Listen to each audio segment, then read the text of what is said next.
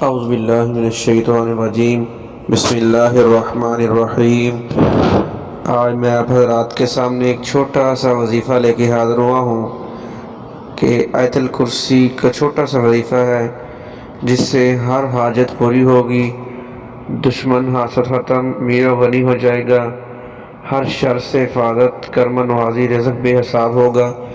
تو آپ بھی اس کو لازمی وظیفے کو جو نا وہ پڑھیں تو انشاءاللہ بہت ہی فائدہ ہوگا۔